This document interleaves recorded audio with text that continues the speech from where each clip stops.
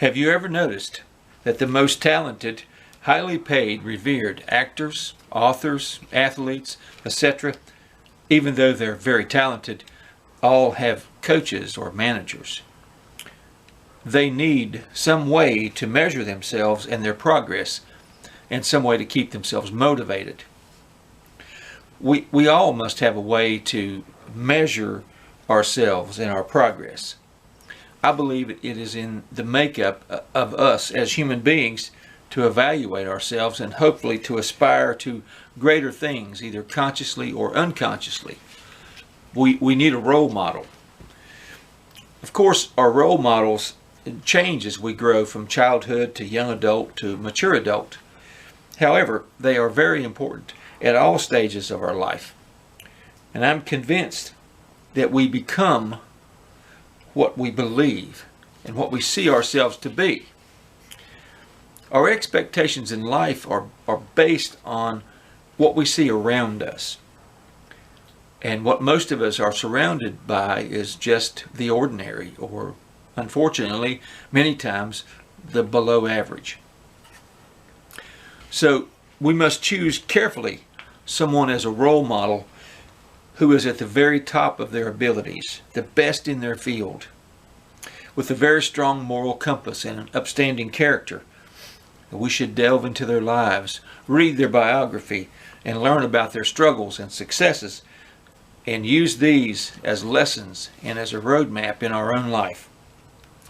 Personally, I have several role models, and they mean a lot to me. And I want to share one of them with you now. The man, George Washington.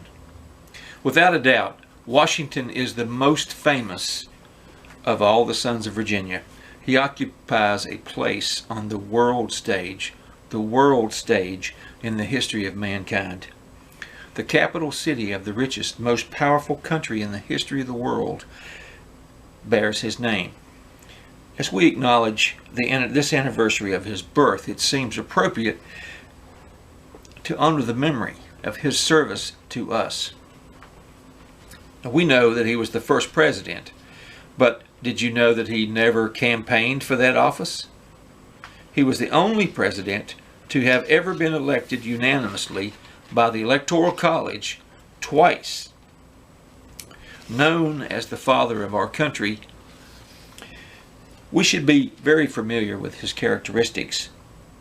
He was a military hero and a very wise administrator, but his personal reputation and influence were the vital ingredients to the founding of the United States.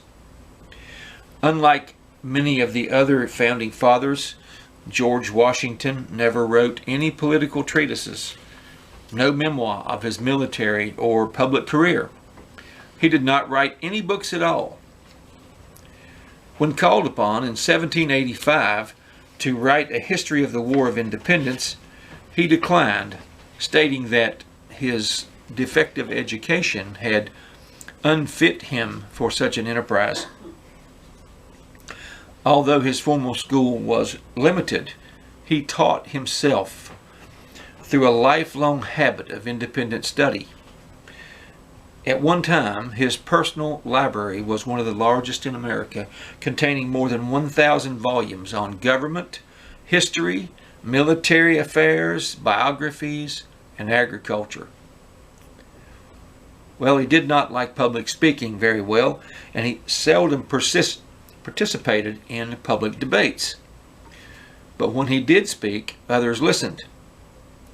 He was rather uncomfortable in addressing large crowds, and he was also reserved with strangers.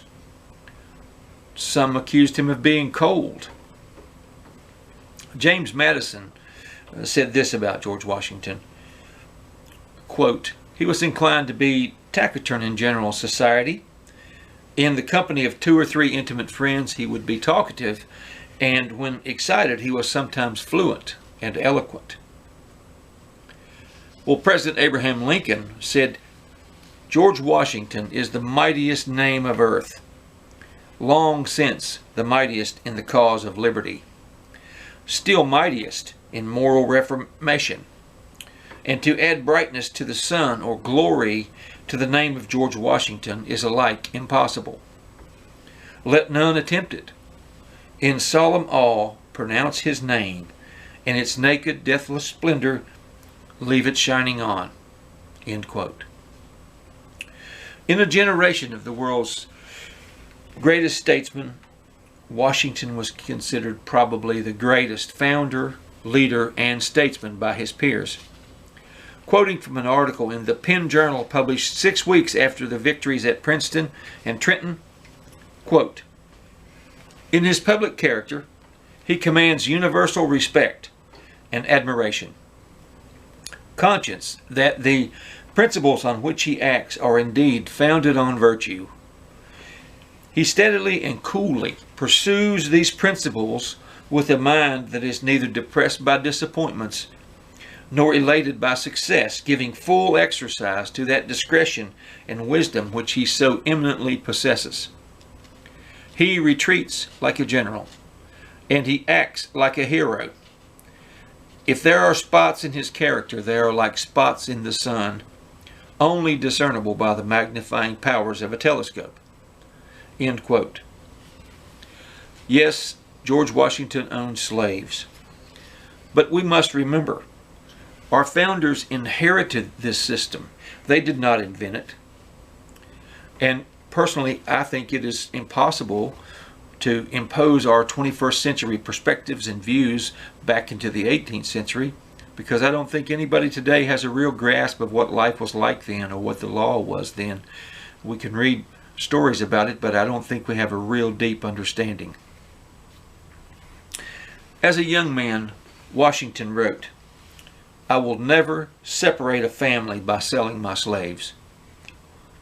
And in the Fairfax Resolves of 1774, George Washington and his next-door neighbor, George Mason, avowed that, quote, "After the first day of November next, we will neither ourselves import nor purchase any slave or slaves imported by any other person, either from Africa, the West Indies, or in any other place." End quote. And in a letter to Lawrence Lewis in 1797, George Washington said, "I wish from my soul that the legislature of the state could see the policy of gradual abolition of slavery. It would prevent much further mischief." End quote. Upon his death, Washington freed all his slaves and actually provided for them financially. Washington carried and was very familiar with guns, as any military man would be. However, he is much more famous for carrying the sword of a commanding general. And when the war was won, his sword was surrendered to Congress. His military victories should be well known to all Americans. And if they're not, I think it's our duty to make ourselves familiar with those. Because perhaps without George Washington, there would be no United States. In 1774, when Patrick Henry was asked whom he thought was the greatest man in Congress, he responded by saying this: "If you speak of sound information and sound judgment, Colonel Washington is unquestionably the greatest man on the floor of Congress." In 1776, General Nathanael Greene said this: "There was never a man that might be more safely trusted than General George Washington." And Thomas Jefferson in 1814 said that, on the whole, his character was in its mass perfect, in nothing bad. It may truly be said that never did nature and fortune combine more perfectly to make a man great, and to place him in the same constellations with whatever worthies have merited from mankind an everlasting remembrance." End quote. Now, the defining moment in a war for independence, and perhaps in all of American history, was Valley Forge. Following the defeats at Brandywine and Germantown, the American army went into winter quarters, but a day's march away from Philadelphia. And the British were in Philadelphia, warm and snug. But out of the 11,000 men, more than 3,000 died during that winter of 77-78. It was a very terrible winter. Many others were either too weak or too sick to fight because of a smallpox epidemic. With all this going on December 17th in 1777, Washington's orders to the troop had said this: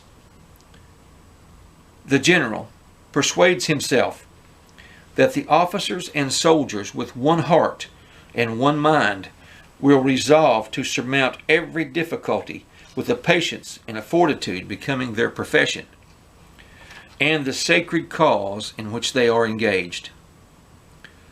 Now, the word sacred has a meaning, and I would encourage you to research and find that meaning for yourself. Well, on December 23rd, Washington sent a dispatch to Congress, and in this he wrote, "We have this day no less than 2,873 men in camp who are unfit for duty because they are barefooted or otherwise naked." You see, the Americans could potentially have defeated the British with guerrilla warfare, but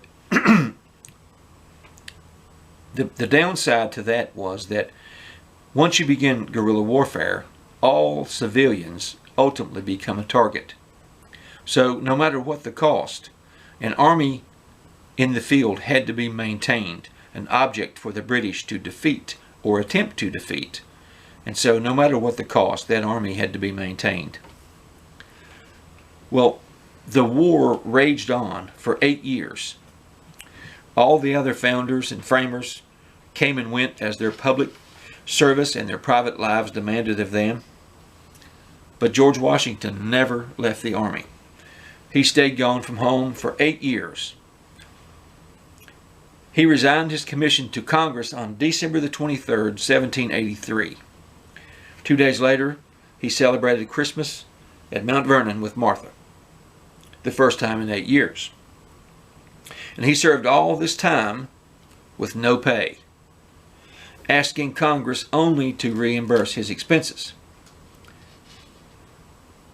America's great poet, Robert Frost, said, quote, "I often say of George Washington that he was one of the few men in all of the history of the world who was not carried away by power."